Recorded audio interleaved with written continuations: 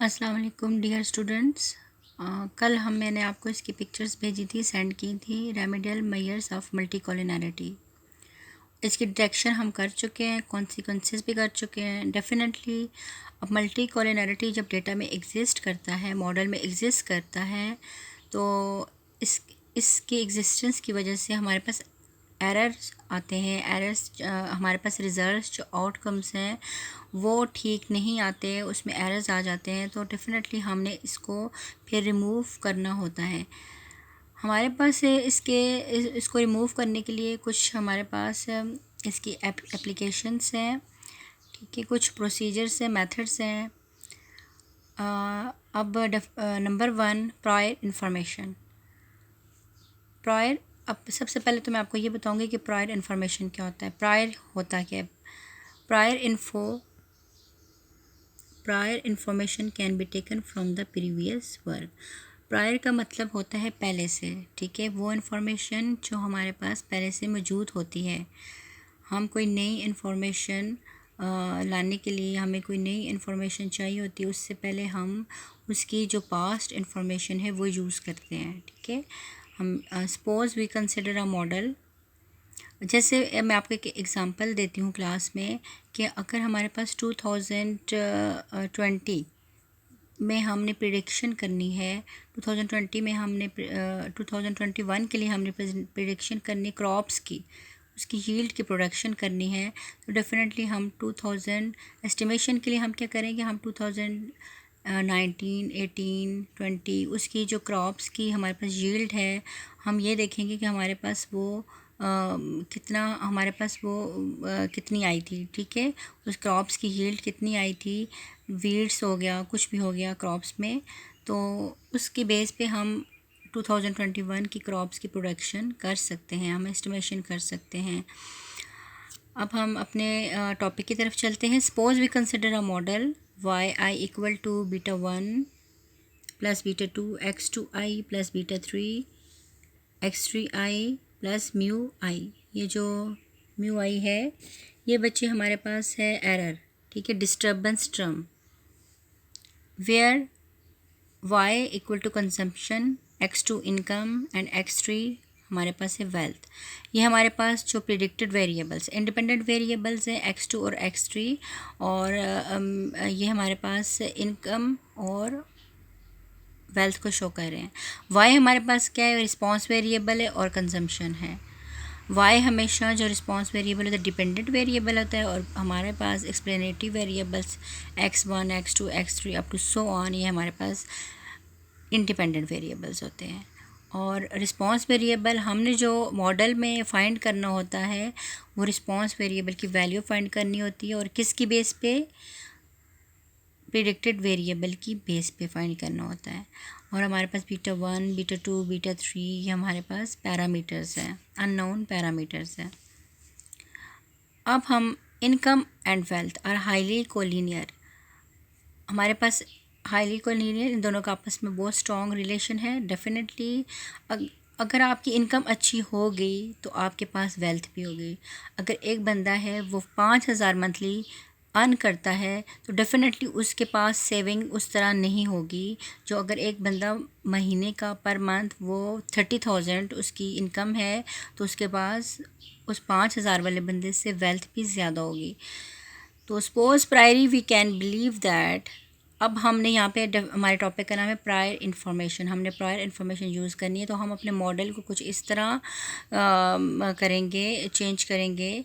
The rate of suppose priori we believe that beta 3 equal to 0.10 beta 2। अब हमने definitely unknown parameter, predicted variables तो हमारे पास given होते हैं, वो एक तरह हमारे पास जो है नोन होते हैं, ठीक है। और unknown para beta 1, beta 2, beta 3 regression coefficients हैं, ये हमारे पास अननोन होते हैं।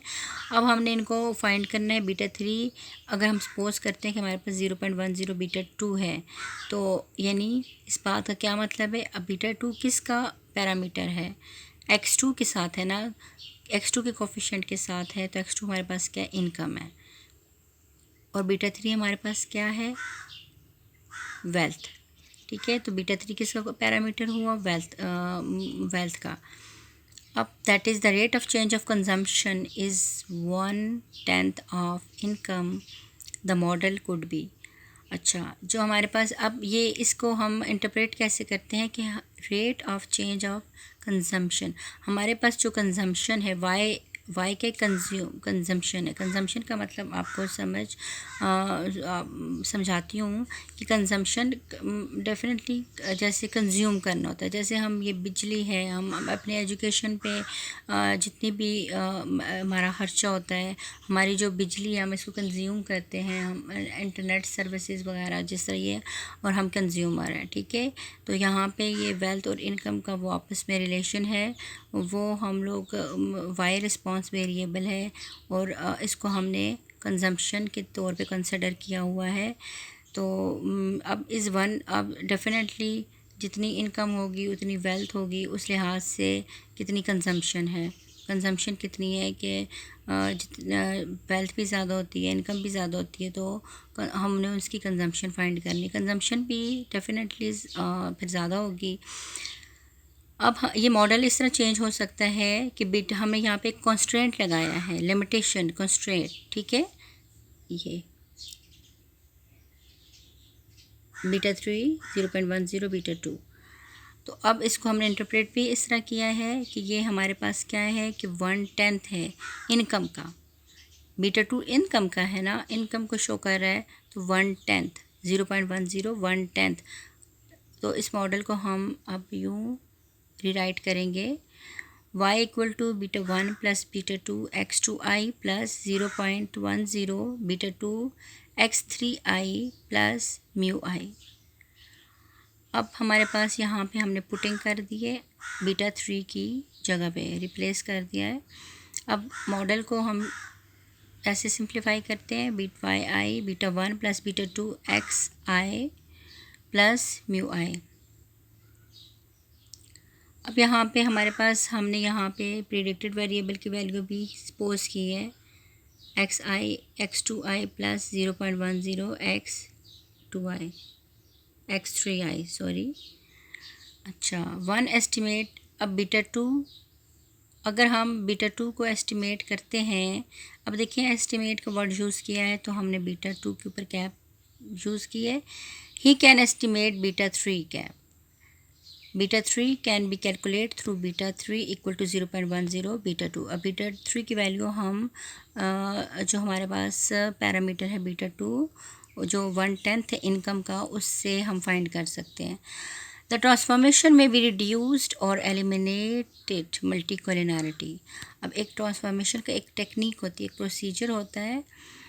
ये आप 7 सेमेस्टर में टाइम सीरीज़ का कोर्स पढ़ेंगे इंशाल्लाह, तो उसमें आपको बताया जाएगा। उसमें हमारे पास ये होता है कि हम ये ट्रांसफॉर्मेशन का प्रोसीजर मेथड यूज़ करके हम मल्टीकोलिनैरिटी को कम कर सकते हैं। ट्रांसफॉर्मेशन में मोस्टली क्या होता है कि हम नेचर लॉग अप्लाई कर देते हैं, डेरिवेशन वगैरह, और इस तरह हम स्क्वायर रूट्स भी कर सकते हैं और कोई स्कैटर प्लॉट भी बना सकते हैं, ठीक है। और उसके ज़रिए हम मल्टीकोलिनैरिटी को हम कम कर सकते हैं।